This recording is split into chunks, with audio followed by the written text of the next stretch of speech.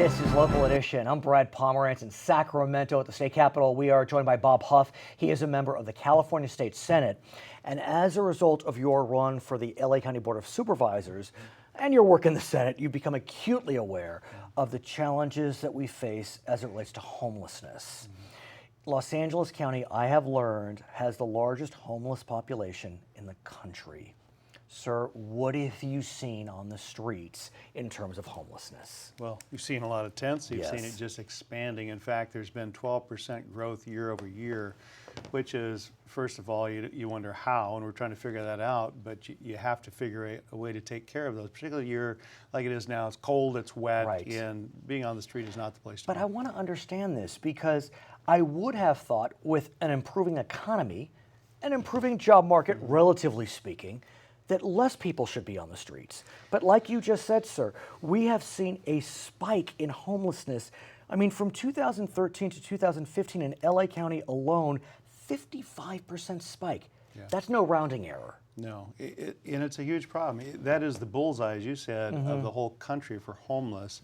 And I don't know, it's because we have great weather Right. and they migrate here, or our policies are putting them on the street. But it's probably a combination of all that. But we got to solve it short term. Then we got to figure out how you work on it long term to keep them from becoming homeless. And our package of bills that we're trying to do hopefully accommodates some of that. And let's talk about this because a few weeks back, you joined several of your Senate colleagues in Los Angeles, a bipartisan group, which is arguably nice to see, to propose a bond package, a $2 billion bond package. If you can, sir, talk to me about how that came together in a bipartisan fashion, and then explain what the package would do. Well, some of us have been concerned about Prop 63 for some time. Remind lack us of oversight. what that is. So Prop 63 is what we commonly call the millionaire's tax, Right. but it was taxing the top 1%. And it's generating a huge amount of money. really? It's like $1.8 billion a year. Oh, nice. So it's a large amount of money for mental health issues. And homeless has a huge mental health component. Oh, yes. So we're taking 7% of that revenue stream to basically sell bonds and then pay the debt with that very steady income stream I see. that is there, and that will take care of, we believe, getting 10 to 14,000 units, so we can get a lot of people just off the street. And then there is a general fund aspect of taking a couple $100 million for the blind, aged, disabled, and trying to keep, they're the most vulnerable in our Right. population, to help keep them from slipping into homeless as our costs and everything Is this are for going up. temporary rent subsidies, that $200 million? That's part of it. Okay. It's just, we haven't seen the bills I yet. understand. That's the intent. So you obviously sit this. I want to go back to the $2 billion, the significant chunk. As I understand it, the group is focused upon adopting a solution that considers the philosophy of housing first. And this is fairly new when you think about the homeless crisis and the approach to getting folks off the street. What exactly is the housing first mantra? What does that mean? Well, if somebody is not in a house, it's difficult to get them, they're not getting showers, they're not getting, Right. so those that can work find it more difficult. They have just yet another hurdle. They don't get medical attention regularly. It is like this whole game changer of it becomes like if you fix a pothole early on, it doesn't cost you as much. Well And stated. if you don't take care of these issues early on, they become so huge it's almost insurmountable. So your view under the housing first philosophy, a view that's being adopted as I understand it, is in the past what we've done is we've said, okay, you can come into our shelter, but we're going to drug test you and we're going to make sure that you're clean and sober. And if you're not even stepping foot. Right. So now what you're saying, what the group is saying is, let's get you in. Right. Okay, so once they get in, that's fine. But then I got to think sobriety is important. So how do you work that in such a way so you can have, the pendulum doesn't swing too far? Right. Sobriety is very important, and there are other programs that you got to commit to be clean. We're not doing that on this. I see. would, but that's Okay, part of the compromise. compromise you make to try to get people off the street. So now that you're running for the Board of Supervisors, you surely know that LA City and LA County has been pointing fingers at each other for decades as it relates to the homeless crisis. Right. It looks like they're trying to come together. Right. They're trying.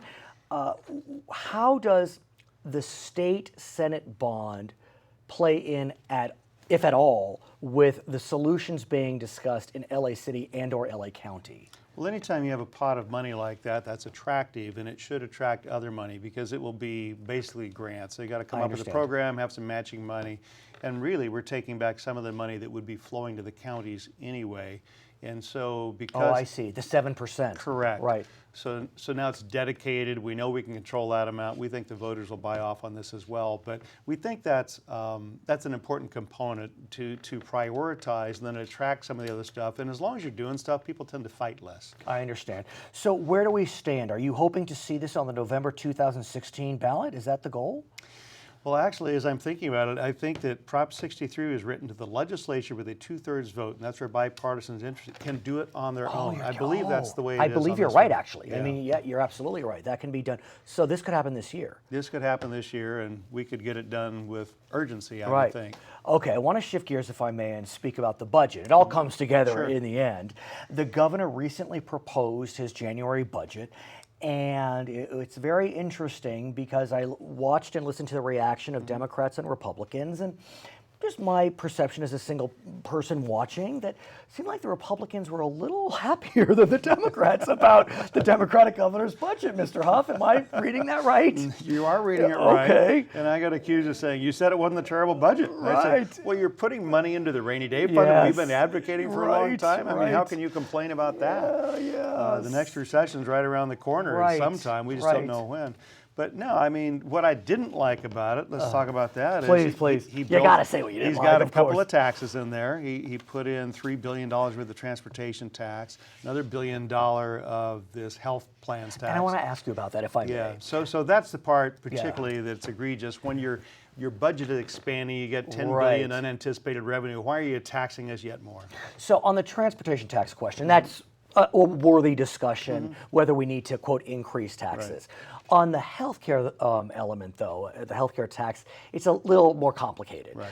As you know, we currently have a tax that applies to all plans that offer Medi-Cal, Medicaid. The feds have said if you want to have a tax on Medicaid plans, you need to have it on all plans. If you don't, we are going to withhold over $1 billion. So what the governor is trying to do is, I guess, even out the tax so it applies to all plans so as to not lose that $1 billion.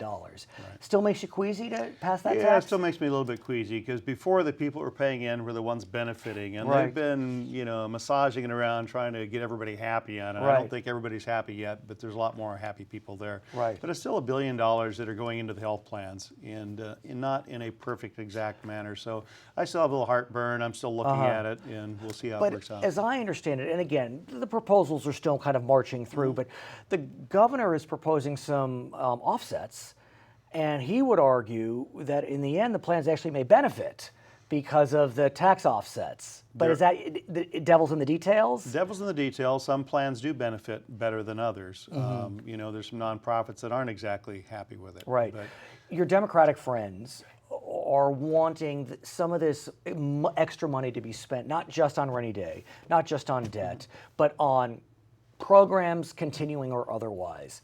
Is there a place for compromise on this?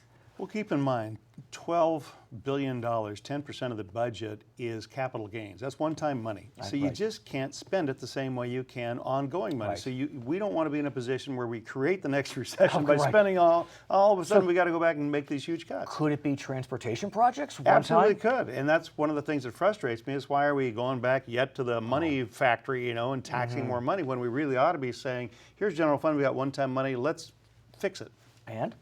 And it's not happening. Will it happen? Can it happen? I mean, is it a place for that's- compromise? There can be compromise. Okay, his name is Bob Huff. He is a member of the California State Senate, a candidate for the Board of Supervisors in Los Angeles County. My name is Brad Pomerance. In Sacramento, it's Local Edition.